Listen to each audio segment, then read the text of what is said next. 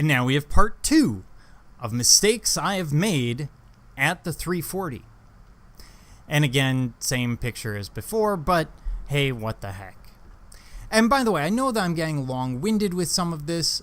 Again, it's all about telling you the mistakes I made and what I could have avoided doing to stay out of those problems. So we're into 2015. 2015 is an odd year. We have pretty much the highest water we can have for the 340.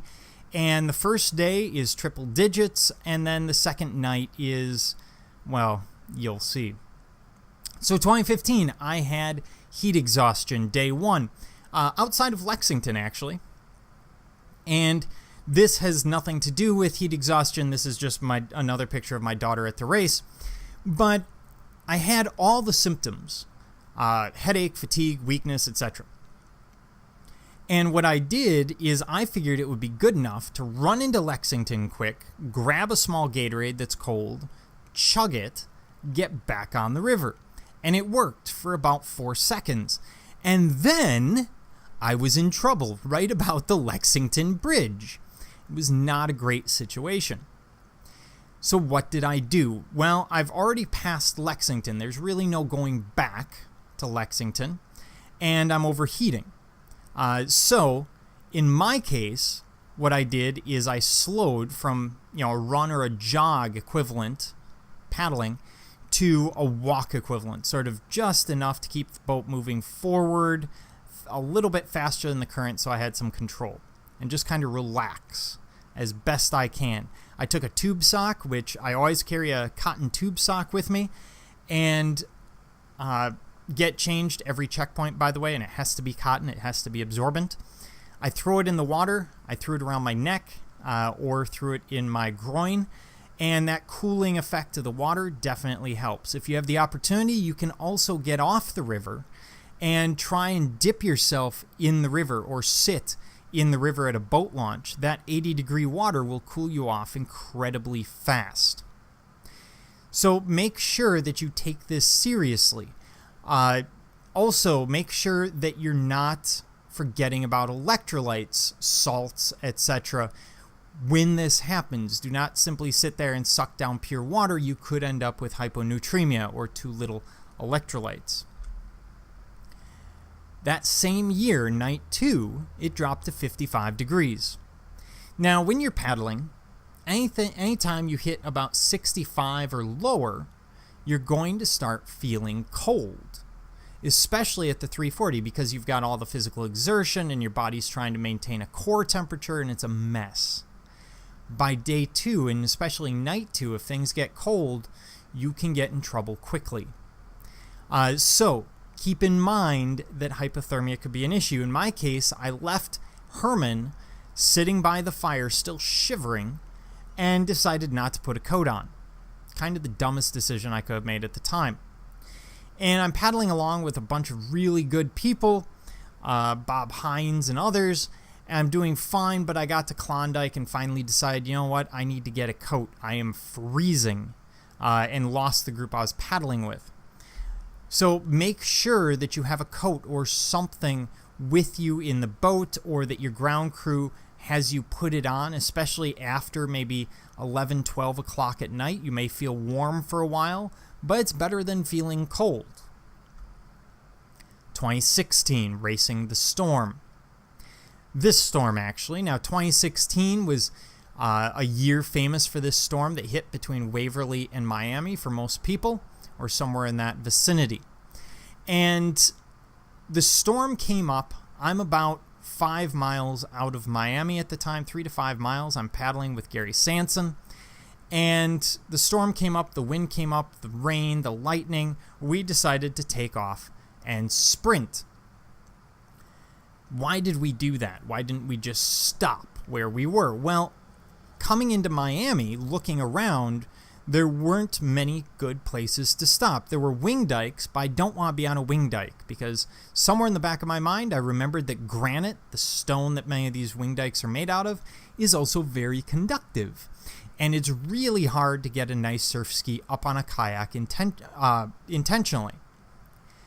Secondly, There weren't any other really good options, and 3 to 5 miles out, okay, we're going to just try and go for it and see what happens. We were spread out. We weren't right next to each other, so if something happened to one of us, the other one hopefully could have helped out. And, it was a stupid thing, honestly. In reality, stay at the ramp. If there's a threat of lightning, stay at the ramp. There are actually lightning tracking apps and lightning warning apps that will tell you, based on your location of your phone, when lightning is within 30 miles or whatever else. Get one of them so you don't end up in that situation. You can rest peacefully like my daughter in 2016. Yes, I'm just plugging in pictures of my daughter because I have nothing else to do with these, no other good pictures for these sometimes. 2016, the next morning after the storm, I'm paddling into Cooper's. Now, I had stopped at Catfish briefly, and my ground crew's like, hey, the next guy's 20 minutes ahead, go, go, go, go, go. And somewhere along the line, I wanted a napkin. Why did I want a napkin? Well, sunscreen and sweat kind of drip into my eyes. They start to burn, so I try to get a clean napkin, just cheap McDonald's, whatever, to wipe my eyes when I'm paddling. So I decide I'm going to stop at Cooper's, and my ground crew will be there. They can give it to me. Cool. I come into Cooper's, and I'm a little close to that wing dike. A hydraulic pushes me into it, and I end up with a 14 by 3 inch gouge in the side of my boat. You would think, wow, that's at the waterline. You must have sunk, and you're right, I did. But I also fixed it. Well, okay, I didn't fix it. My ground crew fixed it with Gorilla Tape. And this is, to be specific, this is Gorilla Clear Repair Tape. And 3 rolls of it, actually we had extra after 3 rolls, so maybe 2 rolls, 2.5 rolls, anyway, was sufficient to tape it up and do it. Now, a couple of notes. First of all, if your ground crew is there when you sink the boat or is available, have them do most of the repair because their hands work and yours don't. Secondly, just layer it on there. So there's about 4 layers of tape that cover the boat, a good 8 inches beyond the borders of the damage. And this lasted 140 miles through the end of the race and a couple of barges. So it works. 2017. Some people have asked, hey, what happened in 2017? Well, I didn't eat the elephant one bite at a time. I obsessed about the elephant and thought, wow, my jaws just don't open that much. And it was completely the wrong psychology, and it bit me right in the tuchus. And there's a picture of my daughter painting my boat. Anyway, so when you're looking at the 340, there are 2 ways of looking at it. You can sit there and go, wow, I have 340 miles to go. 339 miles to go, 338 miles to go. You're going to drive yourself nuts doing that. Plus, you're going to be obsessing over night 2 on the morning of day 1, and this puts you down a spiral because any little pain becomes this massive problem because you're thinking, oh God, what's it going to be like on day 2? And that's the problem I ran into last year at the 340. What I usually do is I focus on specific waypoints along the way. So, for example, I'm focusing on Riverfront Park. Well, that's 5 miles from the start. Okay, get to Riverfront. Now I'm focusing on La Bonnie, 15 miles from the start. Okay, then I'm focusing on Fort Osage. Then I'm focusing on Napoleon. Then I'm focusing on Lexington. I'm breaking it down into little bits. I'm not thinking about, usually, I'm not thinking about night 2. I'm not even thinking about night 1. I'm not even thinking about Waverly. I'm not thinking about anything beyond the first checkpoint. And then the waypoints are just a way of breaking that up. Last year, I was thinking about the whole thing. It resulted in my nearly DNFing at Jeff City. And there, but for the grace of whatever deity I pray to, as well as my wife, Mark Foss, Elaine Robinette, and others, I probably would have DNF'd at Jeff City because things just piled up. I wasn't hitting my goals, yada, yada, yada. It was not a great situation. Which brings me to my second mistake, going too hard. So you would think that this means rabbiting at the start, just taking off. But no, I wouldn't do that. I've been in the race 5 times at this point. I know that you don't rabbit at the start. Okay. So I rabbited from Franklin to Cooper's. Not my brightest moment. What happened is I pulled into Franklin with a couple of other paddlers and decided, well, you know what? I'm cold. I don't have a coat with me. It's warmer on the river. I'm just going to float or go for a little bit. And, you guys catch me up, whatever.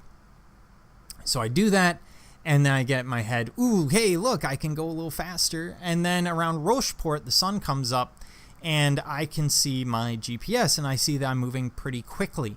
So I get a little overexcited, and from Rocheport all the way to about Cooper's Marion, Cooper's and ultimately Marion, I just gun it. Now, I'm wearing a heart rate monitor at the time, and my heart rate is between 165 and 175 for a couple of hours. That's not good, because by the time I hit Jeff City, I was toast. So be careful. Don't go too hard. Relax. Be in a state of zen. You want to keep a consistent speed. Consistency is what pays off, not being able to rabbit. After all, every year there are people who just bolt at the start who I'm going to pass by Lexington or by Waverly because they've already burned themselves out, and I won't hear from them again for the remainder of the race.